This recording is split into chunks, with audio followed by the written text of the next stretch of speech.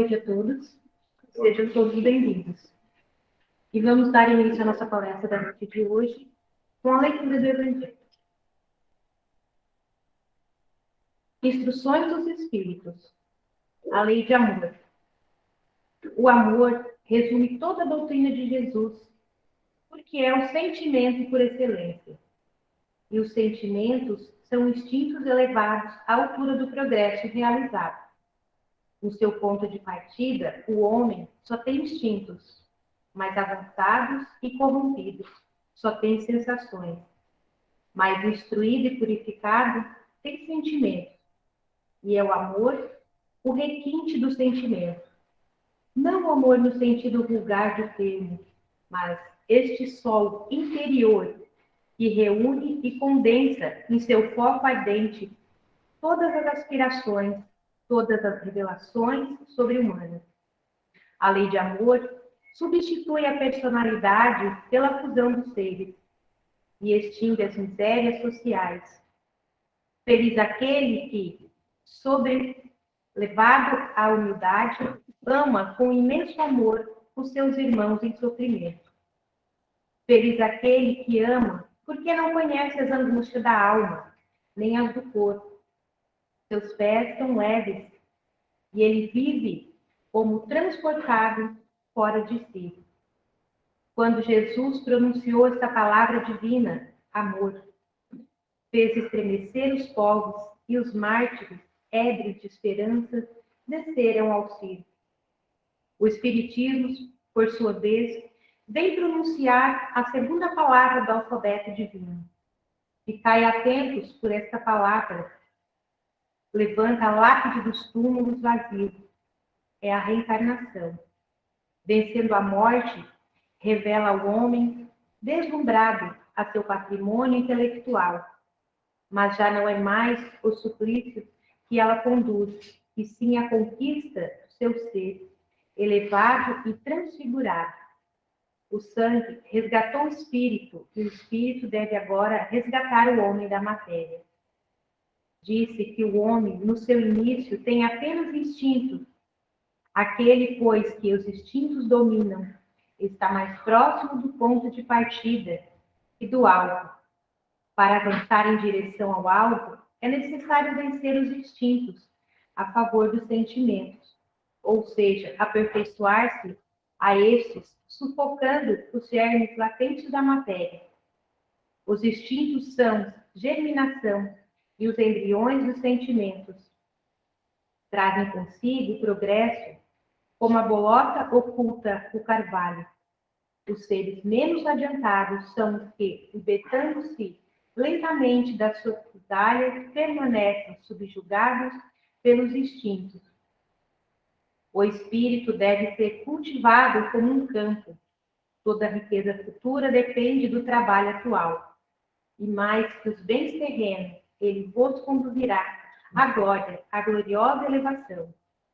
Será então que, compreendendo a lei de amor que une a todos os seres, nela buscarei os suaves prazeres da alma, que são os prelúdios das alegrias celestes. Então, convido os irmãos a fechar levemente os olhos, elevar os nossos pensamentos ao nosso Mestre Jesus, pedindo a Ele que nos envolva com o seu amor, com as suas bênçãos, e pedimos que essas bênçãos possam envolver a todos os nossos entes queridos que em nossos lares ficaram, todas as pessoas que convivem conosco no nosso dia a dia, que possam ser todos envolvidos nesse amor. Pai nosso que estás no céu, santificado seja o vosso nome. Venha a nós o vosso reino, seja feita, Senhor, a tua vontade, aqui na terra como nos céus. O pão nosso de cada dia dai-nos hoje sempre, mas perdoa, Senhor, as nossas dívidas, na medida que vamos perdoando aqueles que nos ofenderam. E não nos deixe, Pai, cairmos nas tentações, livrando-nos de todo mal. E que assim seja. E para a nossa palestra da noite de hoje, nós temos o nosso irmão Omar, do Centro Espírita Luz, Paz e Caridade. Pode ficar à vontade.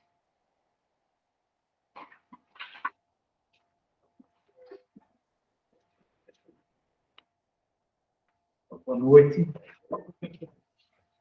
Queria agradecer a lembrança do meu nome, tá? A vontade de trabalho que nos é dado, sempre muito bem-vinda.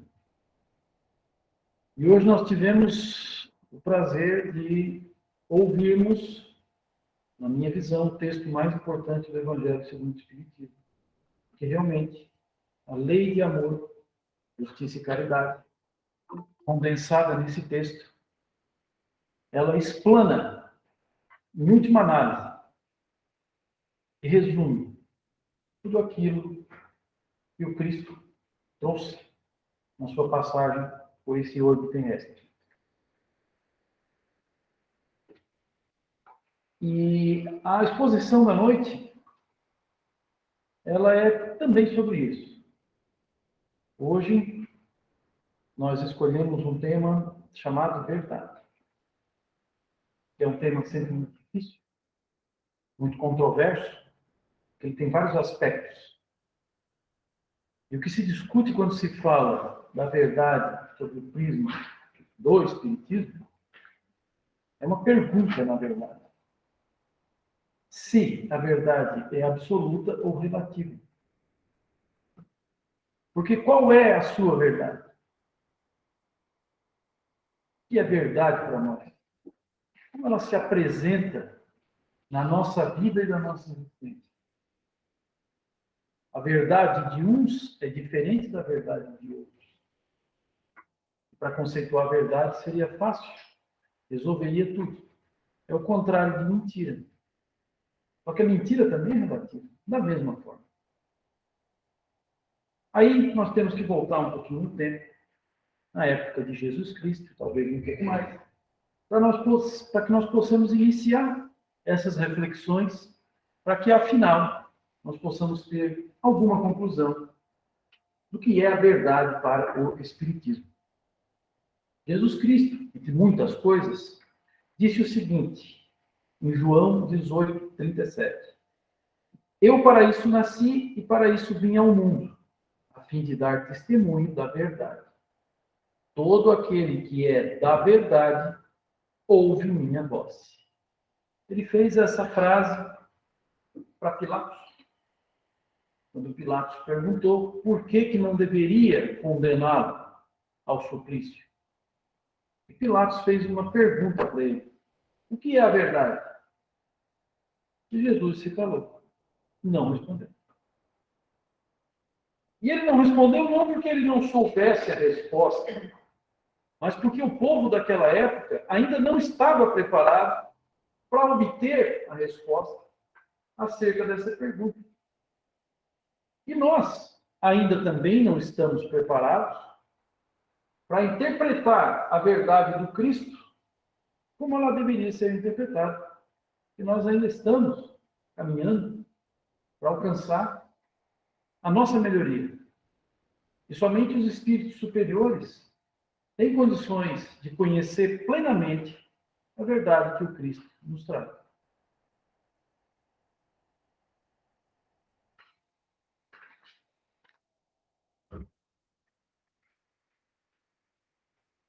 Em João 8, 31, 32, Jesus dizia aos judeus que creiam nele: se vós permanecerdes na minha palavra, verdadeiramente, sereis meus discípulos e conhecereis a verdade, e a verdade vos libertará. Esse trecho da Bíblia ficou famoso há pouco tempo, né? Ele é muito usado sob vários aspectos, sob vários sentidos. Mas, como eu já disse, nós ainda não temos a capacidade de plenitude de entender que é a verdade que Jesus Cristo mencionava nessa época. Mas essa questão, ela é, além de religiosa, filosófica.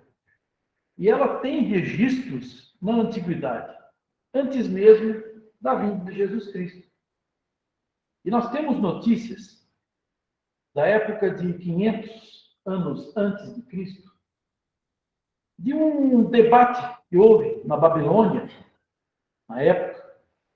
O rei da Babilônia era Dario.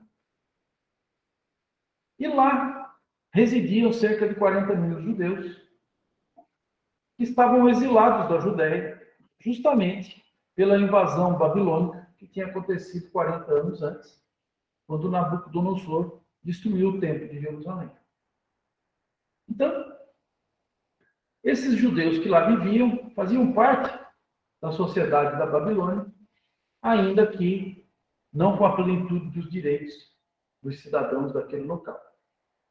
E um dia, ouvindo uma conversa, o rei Dario decidiu lançar um concurso, um debate, porque a conversa girava justamente em torno de 3 jovens que discutiam o que era mais poderoso no mundo.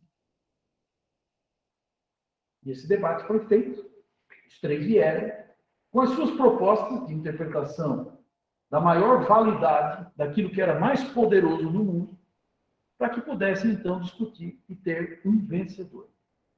O primeiro deles trouxe que a coisa mais poderosa do mundo, na visão dele, seria o vinho.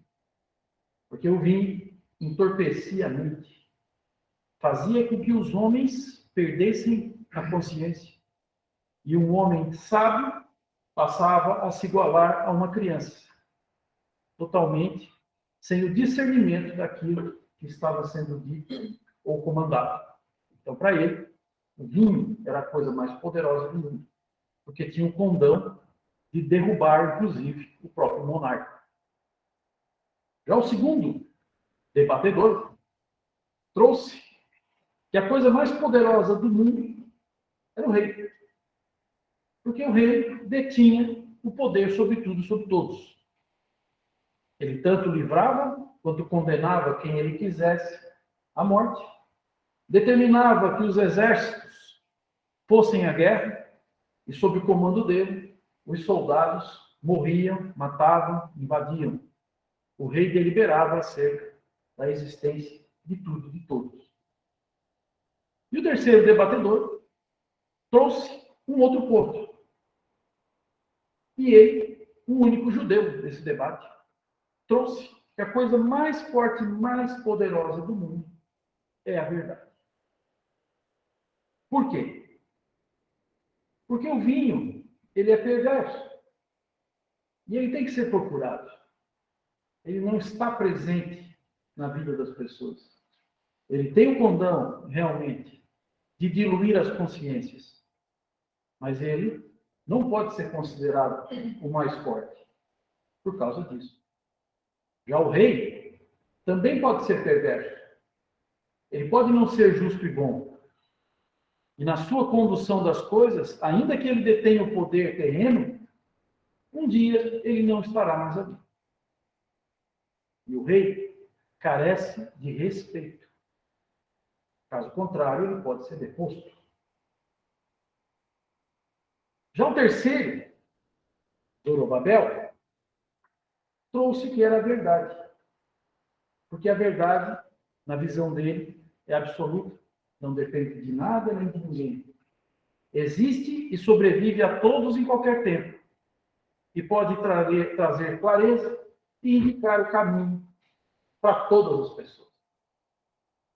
E daí, na época, considerou que a verdade realmente era a mais forte, a mais poderosa das coisas. E Zorobabel, a partir daquele momento, ganhou o direito de reconduzir o povo judeu à Judéia, deixando o seu exílio.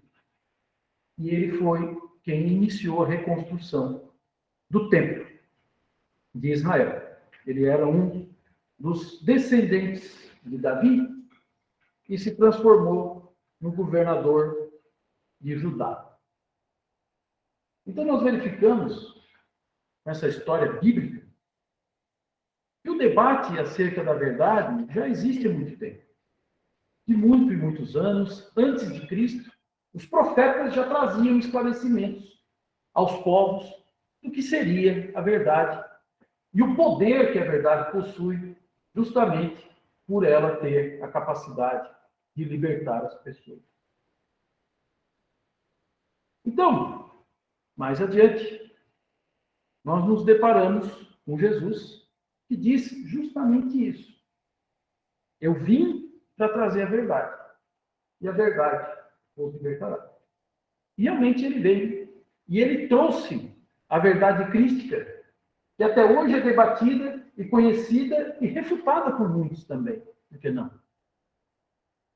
É uma filosofia teológica que palpita a mente dos mais letrados, dos mais inteligentes, se é que é possível se dizer que existe uma inteligência superior a outra, que na verdade nós nos encontramos em níveis semelhantes. Hoje, o sábio pode não ser amanhã tão sábio assim, que a sua falta de humildade pode conduzi-lo muitas vezes a perder parte dessa sabedoria para que ele adquira outros conhecimentos. Conhecimentos que vão engrandecer o seu espírito. Que não é só no conhecimento científico que nós existimos e nos valemos e nos fazemos espíritos ou pessoas melhores. Então, segundo a sentença evangélica, o conhecimento da verdade não se traduz apenas em saber a etimologia da palavra ou entender que verdade é antônimo de mentira, mas sim compreender na profundidade da mensagem do Cristo o que ele quis dizer com relação à verdade. E por que ele não a revelou totalmente naquele momento. Mas em outra passagem bíblica, Jesus diz e garante que ele vai permitir e vai nos brindar com o Espírito de verdade. Permanecerá conosco pela eternidade, para nos auxiliar, para nos fazer compreender o conceito e a profundidade da verdade que Cristo veio nos revelar enquanto da sua passagem pela terra. E o Espiritismo entende, segundo a sua doutrina filosófica, que o Espírito de verdade é a própria doutrina espírita, que vem pelas mãos do codificador, Allan Kardec, trazendo o esclarecimento e o conhecimento, não só a respeito do Evangelho de Cristo, mas sobre as leis naturais, sobre as leis morais, nos explicando e nos apontando os caminhos que nós devemos seguir, a fim de que nós possamos nos melhorar integralmente, na nossa plenitude. Passando pelas provas que Deus lhes impõe, é que os espíritos adquirem o conhecimento da verdade. Essa fala consta da questão 115 do Livro dos Espíritos. Então, muito se discute o que seria ou quem seriam o espírito de verdade. Entendem alguns que o espírito de verdade é um conjunto de muitos espíritos superiores que tem a missão de trazer o conhecimento e a formação da doutrina espírita, não apenas através da edição das obras de Allan Kardec, mas através dos tempos, ir evoluindo e ir adaptando a sociedade àquelas realidades. Já outros entendem que o espírito de verdade é o próprio Cristo. Na qualidade de governador do planeta, ele vem, com o seu amor integral, trazer todas as lições e todas as mensagens que nos facilitem ou nos permitam, dentro da nossa condição atual, dentro da nossa capacidade de consciência e de intelectualidade, passarmos a iniciar a compreensão do que seja efetivamente o conceito da verdade. A verdade não constitui edificação que se levante por informações alheias no caminho da vida. É realização eterna que cabe a cada criatura consolidar aos poucos, dentro de si mesma, utilizando-se da sua própria consciência.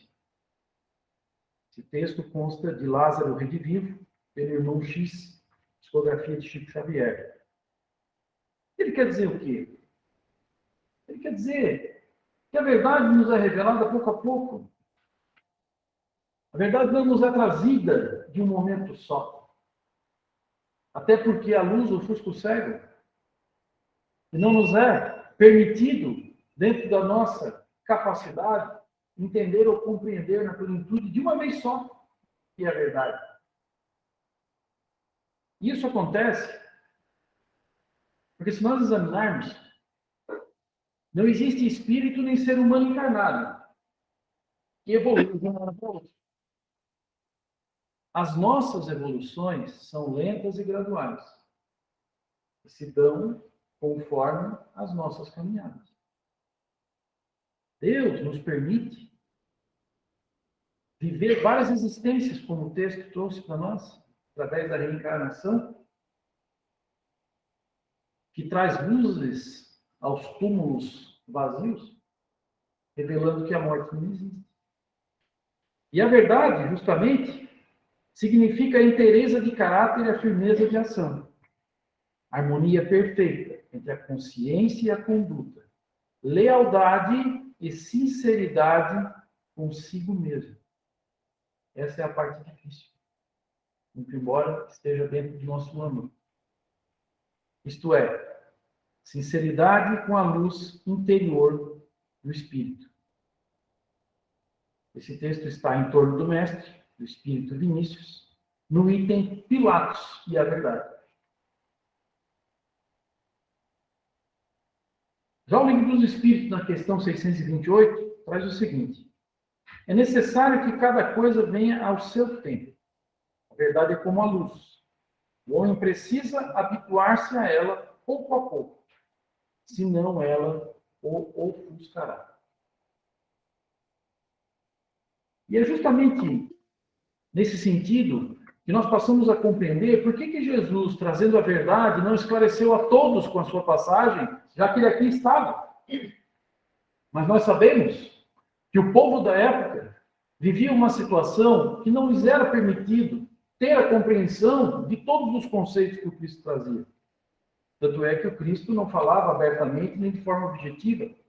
Ele falava por parábolas, por exemplos, por histórias, onde ele narrava e tentava apresentar àqueles que o seguiam em busca da verdade todos os fatos e as circunstâncias da vida, para que cada um deles, dentro das suas limitações, das suas capacidades, pudessem dar as suas próprias interpretações àquelas falas.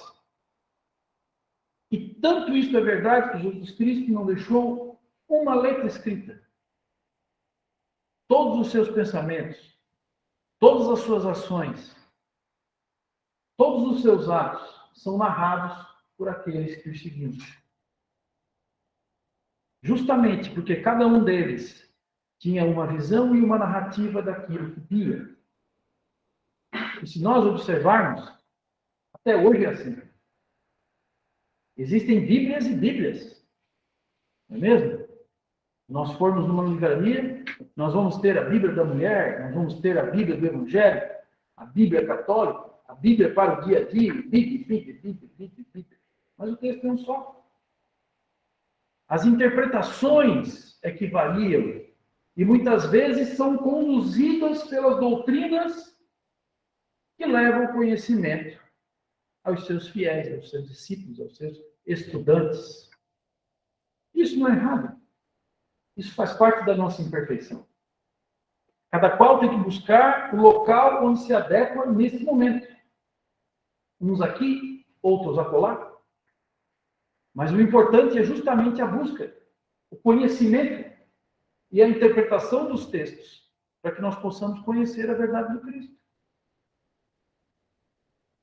Em sua previdente sabedoria, a providência não revela as verdades, senão de forma gradual. Sempre as desvenda à medida que a humanidade está amadurecida para recebê-las. Item 5, do capítulo 19 do Evangelho segundo o Espiritismo. E é bem assim mesmo. As coisas vão acontecendo à medida que nós merecemos. E cada um de nós merece conforme as suas ações e os seus atos. quanto mais evoluídos nós formos, quanto mais trabalhadores na lapidação dos nossos interiores nós formos, mais rápido nós teremos a condição de compreender os conceitos de verdade. Aquela verdade que vai efetivamente trazer luz para nós, nos trazer paz. Quem sabe, um dia nos conduzir à verdadeira felicidade. É essa a verdade que nós procuramos. E é essa a verdade que é trazida nas mensagens que a doutrina espírita deixou registrada nestes 5 livros e em tantas outras obras, não só de Allan Kardec, de Leon Denis, Chico Xavier, entre nós, e outros tantos autores menos conhecidos, mas tão importantes quanto na missão de trazer os esclarecimentos que a humanidade precisa. Só existe a verdadeira liberdade na submissão ao dever fielmente cumprido, conforme as nossas consciências. Conhecer, portanto, a verdade é perceber o sentido da vida. Perceber o sentido da vida é crescer em serviço. Fonte Viva pelo Espírito Emmanuel, capítulo 173. É engraçado que toda a doutrina, quando ela fala, na verdade, no crescimento, na evolução, ela fala na consciência. Porque, na verdade, a nossa consciência é o nosso guia. A nossa consciência é o nosso céu e o nosso inferno. Para nós, espíritas, não existe um inferno. Existe um umbral. Ah, mas onde é que é o umbral? O umbral é onde nós estamos. Conforme as nossas memórias e as nossas consciências de tudo aquilo que nós fizemos e deixamos de fazer, se manifestam dentro do nosso campo energético e ali vai gerando aquilo com que nós precisamos conviver. Então, à medida que nós conseguimos nos depurar, nós conseguimos trazer luz para nós mesmos e compreender melhor o porquê das nossas existências. De onde nós viemos, por que aqui estamos e para onde nós vamos. E é justamente nesse ponto que a doutrina espírita ganha valor, porque ela traz para nós todo o conhecimento e a interpretação através do que Allan Kardec traduziu como sendo a fé raciocinada. Não aquela fé cega, a fé absoluta em tudo que lhe é dito e apresentado, mas a fé baseada naquilo que lhe traz uma explicação razoável, ainda que a nossa compreensão não seja plena, mas que nós possamos observar que aquilo que nos é apresentado faz sentido. A partir do momento que nós possamos compreender que as situações da vida material que nos são postas não nos são postas à toa. Elas nos são postas porque nós precisamos conviver com elas. E se nós tivermos a clareza de observar que essas situações se reapresentam para nós quase que diariamente, e muitas vezes a nossa falta de consciência ou a nossa falta de conhecimento da verdade não nos permite identificá-las e nós continuamos nessa roda viva de passar por experiências não tão agradáveis que nós não conseguimos vencer, muitas vezes pelo nosso orgulho, pela nossa falta de compreensão, ou até mesmo pela nossa falta de capacidade de, nesse momento, interpretar as pequenas coisas, pequenos movimentos da vida, e que muitas vezes nos conduzem nos piores caminhos. Mas isso faz parte. Eu peço desculpa a vocês se a fala hoje está um tanto quanto filosófica e até mesmo rebuscada, porque, como eu disse no começo da nossa exposição, a pergunta que o Espiritismo nos traz é justamente essa. Se a verdade ela é relativa ou ela é absoluta.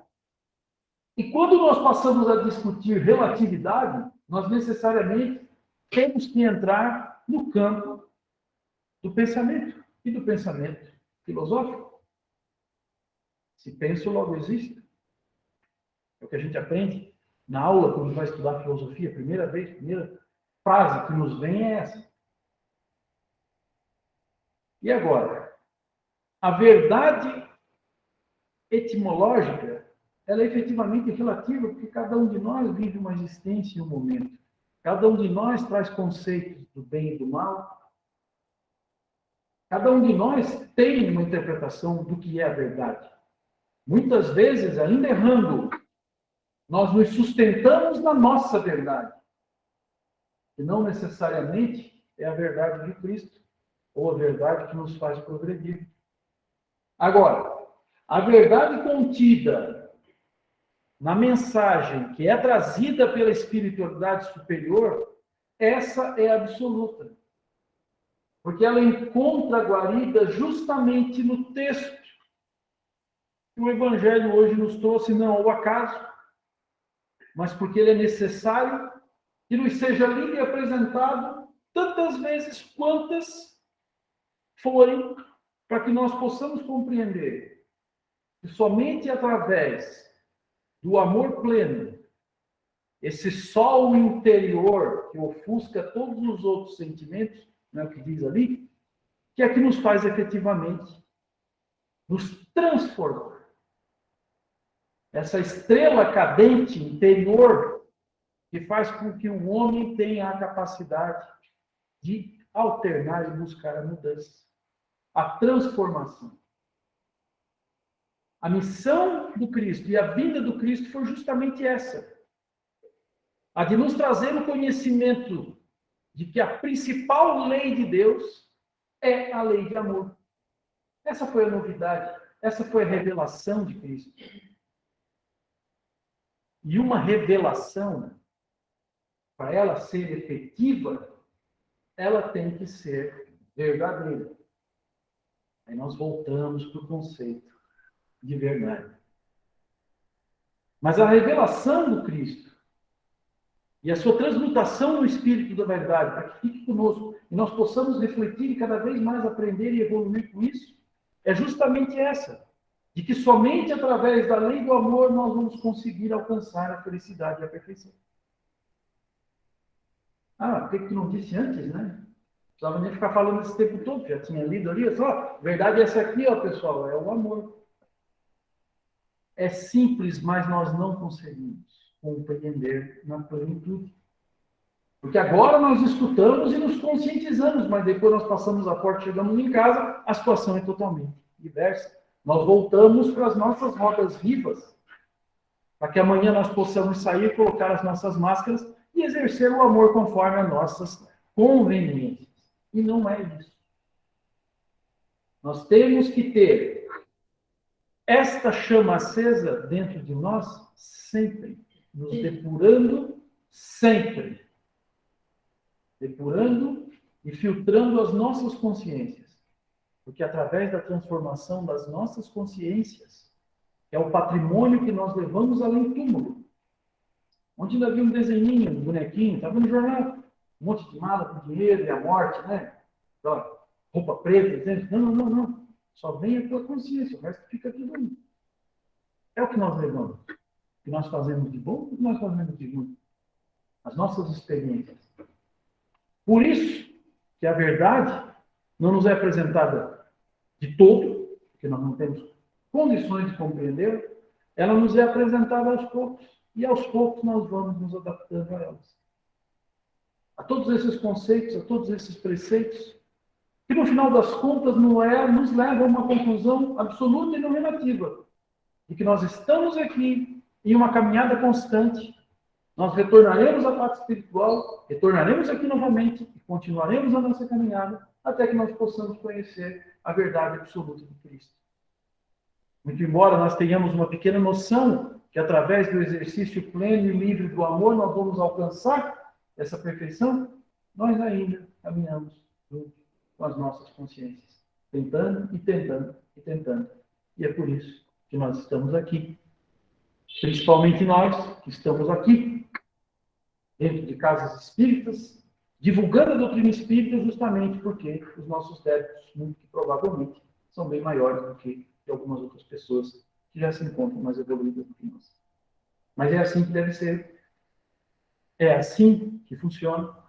E ainda bem que nós temos a oportunidade de discutir, de refletir e de tomar conhecimento de todos esses conceitos e muitas vezes desses preconceitos acerca da lei do amor e acerca da verdade que o Cristo traz sobre a luz do Espiritismo. Então, que nós possamos refletir acerca de todas essas histórias, todos esses contos que Jesus Cristo nos trouxe, e que nós possamos efetivamente adaptar as nossas vidas, as nossas existências, e possamos, no final dessa caminhada, estarmos em crédito e melhores do que quando nós chegamos aqui. Então era isso. Muito obrigado pela atenção de todos. Obrigado novamente pelo convite. Estamos sempre à disposição para servir quando vocês acharem que é conveniente. E é de muito bom grado, com muita felicidade, que eu sempre venho aqui a essa casa. Muito obrigado. Uma boa semana a todos.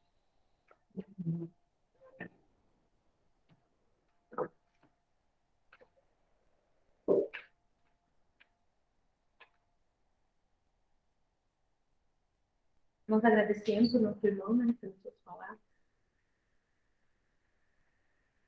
Interiorizar os sentimentos do mestre se faz necessário, mas as sensações do instinto muito primitivo nos apreciam o pensamento e assim sobrepõem as ações que nos levam ao desenvolvimento moral. Heranças ancestrais, como prática na vivência, devem aos poucos serem substituídas pela nossa própria vontade de viver novas experiências e deixar fluir momentos de aprendizados edificantes. Ser complacente diante dos fatos. Não contribui nada para romper com as ações instintivas. Ter coragem de se observar em qual momento nos encontramos, onde estão os fatores que nos aguardam para sensibilizar e desenvolver virtudes. Seria inconveniente não observar o meio onde nos encontramos com tantos exemplos ou lições da Mãe Natureza. Pureza de sabedoria, a todo momento a nos ensinar com tanta harmonia, e tão pouco senso de observação temos. O convite é diário, momento a momento, nos encantando, mas na soberba do imediato do prazer ainda nos enganamos e simplesmente o tempo não nos será prolongado nessa caminhada evolutiva. Despertar na oportunidade que nos é dada, harmonizar-se com a vida, com o viver, dando sentido nos valores que vão fazer parte real, ou seja, do Espírito Eterno. Amor é terapia do Mestre Jesus para contemplar, ter como consciência o agir, destituindo-se aos poucos dos marasmos e ilusões que tanto nos atrapalham o ser e a sociedade humana. Operar na conduta do bem é parte integrante no sentido evolutivo, a fim de não sobressair o orgulho, o egoísmo, a desesperança na vida eterna. O momento é o que está agora. Não deixe retardar a semeadura, e o Divino Pai vos abençoará em toda a sua obra, as virtudes que desenvolve o amor, como o exemplo que foi e será eternamente.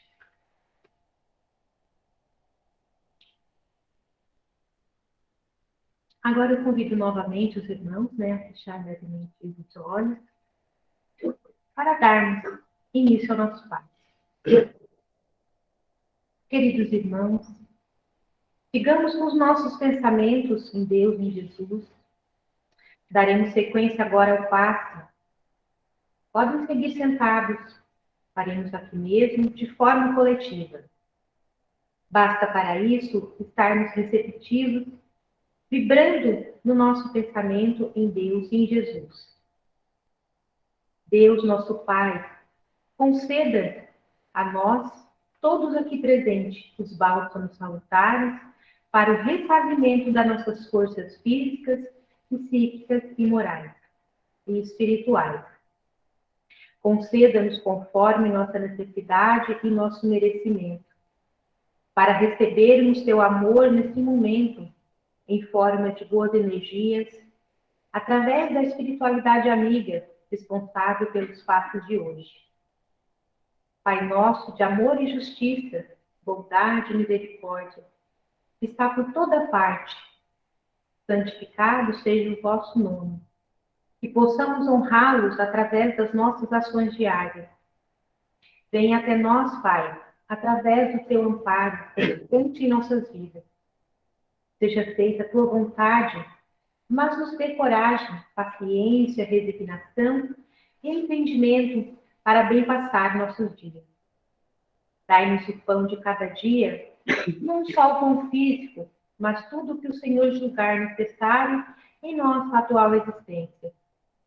Nos ensine o perdão para que o Senhor nos perdoe. Nos ensine também o amor, o trabalho e a esperança. Que possamos vigiar nossos pensamentos e nos lembrarmos do benefício da oração, para então não cairmos nas tentações do caminho e livra-nos de todo o mal que nós mesmos colocamos em nossa jornada. Pedimos, Pai, que neste momento as bênçãos trazidas até nós possam chegar aos que amamos.